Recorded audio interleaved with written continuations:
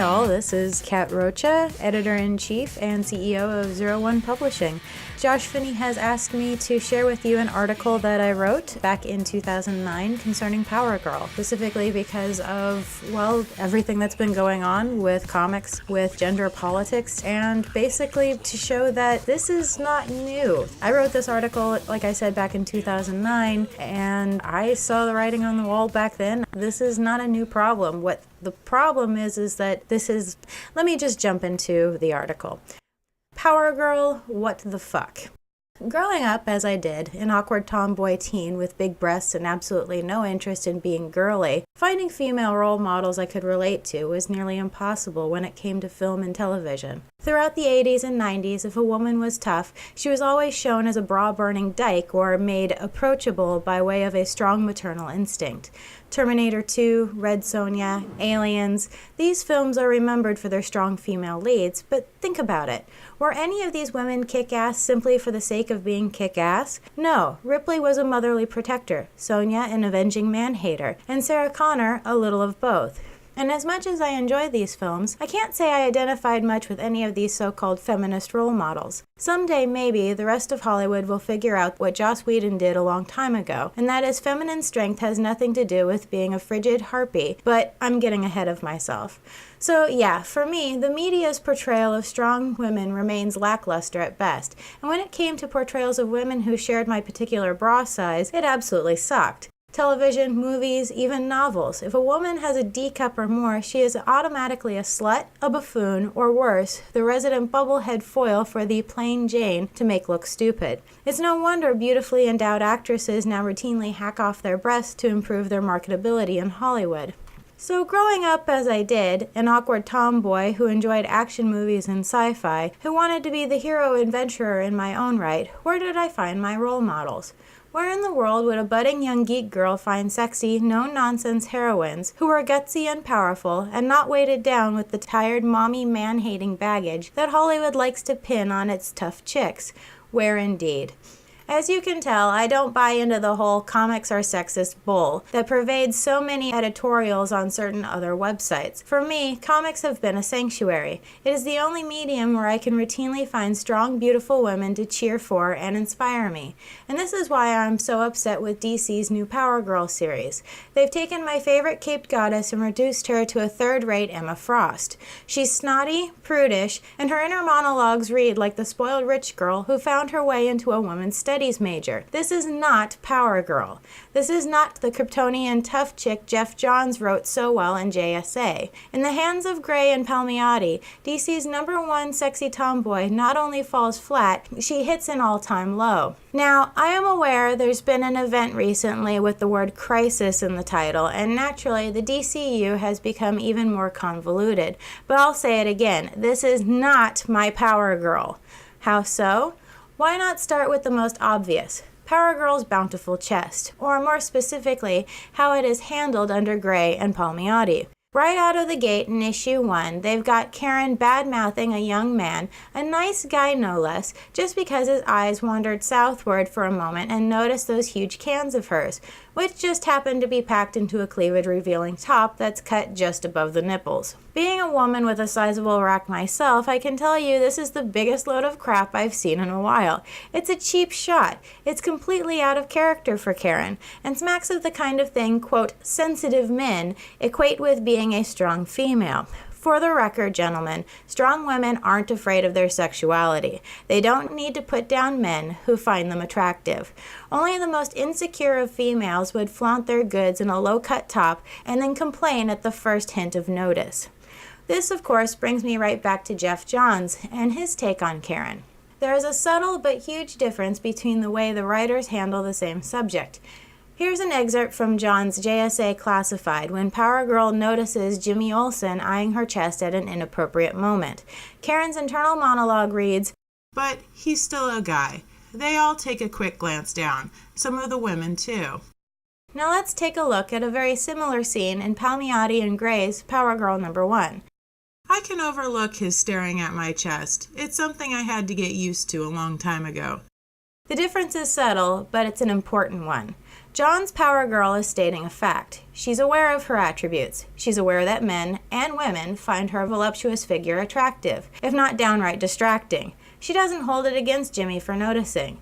Is she a little annoyed for him taking a peek at an inappropriate moment? Sure, but clearly she doesn't think any less of him. Why? Because John's Power Girl is a woman who is comfortable with her body and has nothing to prove, on that front at least. On the other hand, Palmiotti and Gray takes a similar situation and turns Power Girl into a dismissive, stuck-up jerk.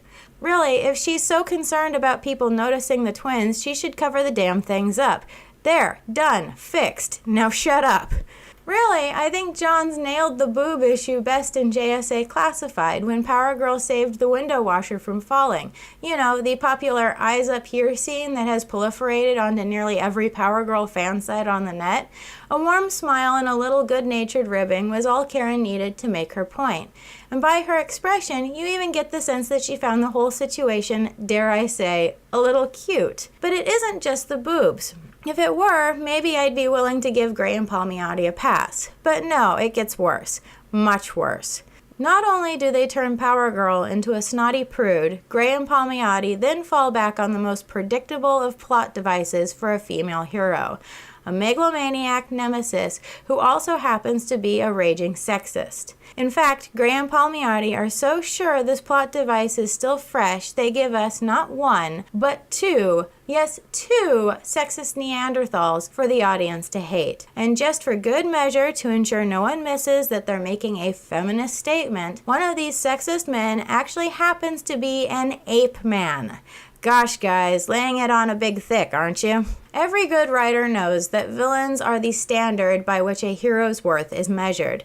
Superman has Lex Luthor. Green Lantern has Sinestro. Batman has, well, the Bat has more cool villains than anyone. Who does Power Girl get? The dollar store version of Gorilla Grodd.